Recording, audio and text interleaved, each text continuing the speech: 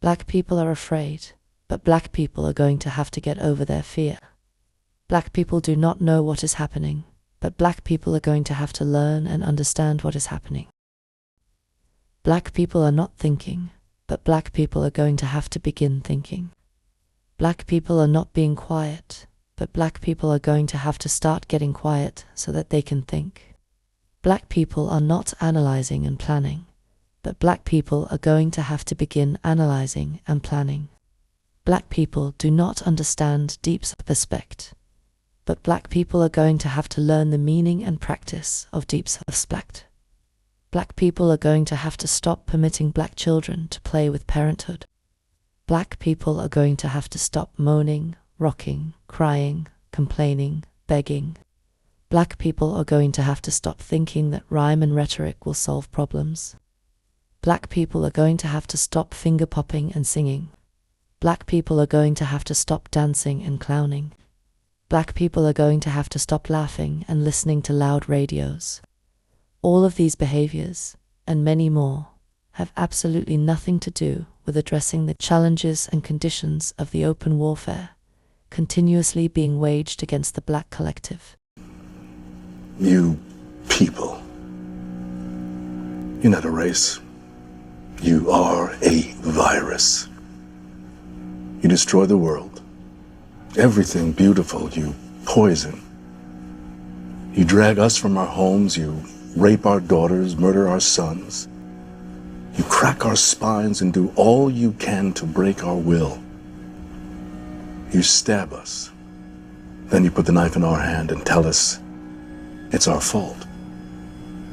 And if you don't do it yourself, you stand by, close your eyes, and pretend there's nothing wrong.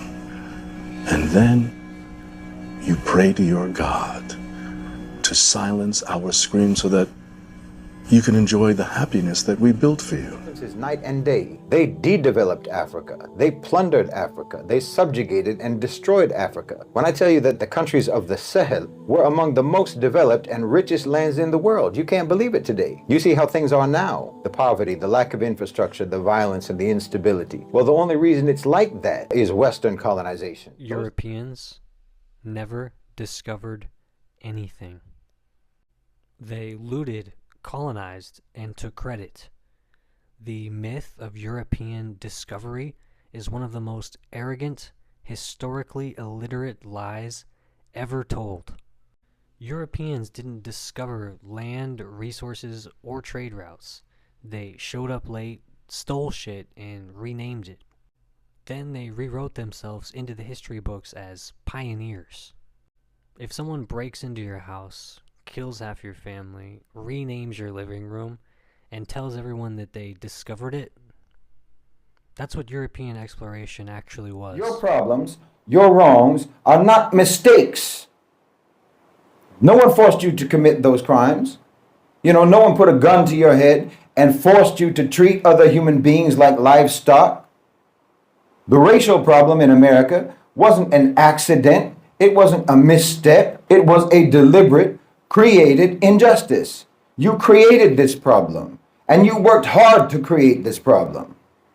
You didn't just hate African people, you concocted a whole quasi-scientific rationale to justify it. You willfully interpreted your religious text to try to justify it. You built a complex propaganda, indoctrination, brainwashing, miseducation system.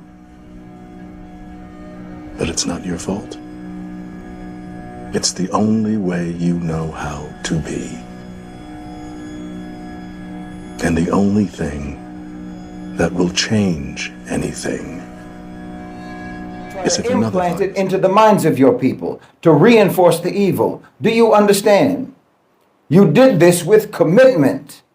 You worked diligently, relentlessly, and invested massive energy, time, money, intellect, and effort to enforce, to maintain, and to preserve the injustice you created. No one made you do that. And you maintain and defend that system until today. You have never addressed what it is about you that made you choose to do these things. that made you create these injustices, that made you systematize these injustices and protect them for decades upon decades. So, America, you have never addressed what is internally wrong with your culture, with your so-called civilization that has made you do the things that you have done. But you think that if you can just keep kicking the can of consequences down the road, then you never have to change. This is what you think. You think that you're succeeding. You think that your way is working. It's an evil nation that tells their own people that they're above the law, that tells them that they're unaccountable, that tells them that they will never face the consequences of their actions. Peoples of the Americas were thriving for 10,000 years before Columbus was even born. The Mayans, Aztecs, and Incas had cities, infrastructure, agriculture, as well as advanced knowledge of astronomy and engineering. The Norse, or the Vikings, reached North America 500 years before Columbus. But even they weren't discovering anything because indigenous people were already there. If Columbus had discovered the Americas, that would mean that you could walk into a McDonald's, discover it, and then own it. It isn't discovery, it's theft. Nor did Europeans discover Australia. Aboriginal Australians had been living there for 65,000 years. The oldest continuous civilization on Earth is Aboriginal Australia, with art, culture, and land management techniques dating back tens of thousands of years. When the British discovered Australia in 1770, they declared it terra nullius, meaning nobody's land, despite over 250 indigenous nations already living there.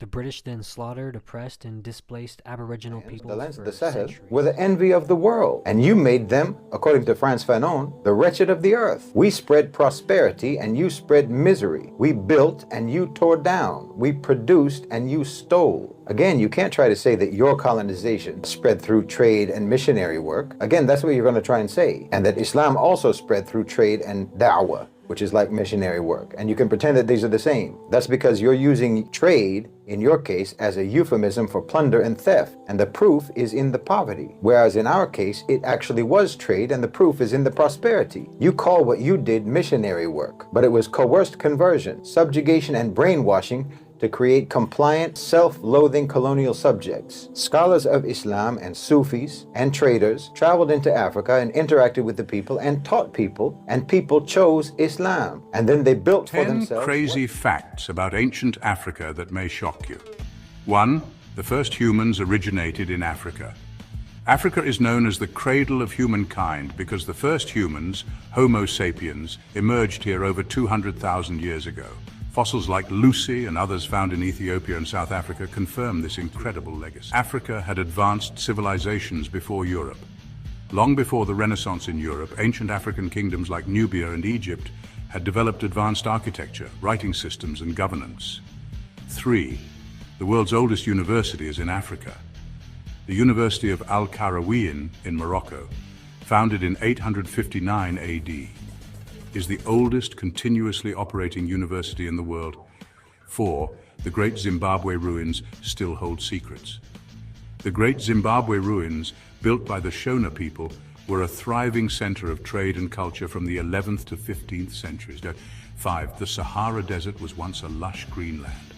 Thousands of years ago, the Sahara was a fertile region with lakes, rivers, and abundant wildlife before becoming the desert we know today. 6. African metallurgy predates European methods. Ancient Africans were smelting iron as far back as 1500 BC, creating tools and weapons long before many other civilizations. 7. Ancient Egyptians had electricity-like technology. Some theories suggest the ancient Egyptians may have used primitive batteries, known as the Baghdad battery, to create light for tomb decorations. 8. Africa was home to some of the world's richest empires. The Mali Empire, led by Mansa Musa, was one of the wealthiest in history, with an economy driven by gold and trade. 9. The pyramids are not just in Egypt. Sudan actually has more pyramids than Egypt, with over 200 in the ancient region of Nubia. 10. Africa's oral histories outlived written records. The lack of written documentation in some areas, Africa's oral traditions preserved its history, culture, and knowledge for centuries. Things that has happened is that Greek and Roman mythology has somehow been disconnected, mainly in the 19th century by Europeans, and, you know, to a certain extent whitewashed, right, taken away from its Mediterranean roots.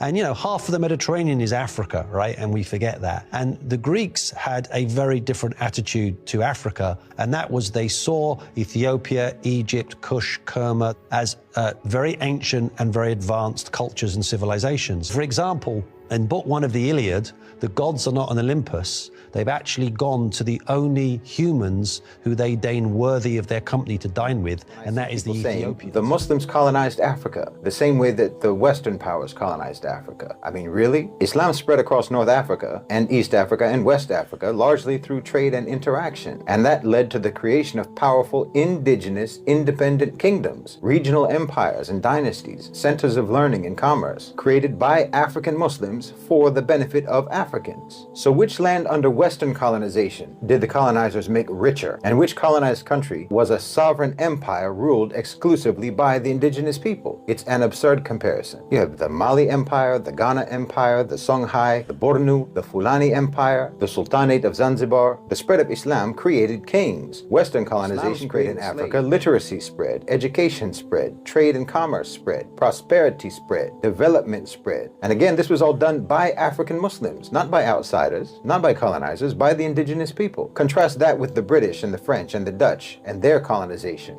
and then still tell me that the Muslims were colonizers.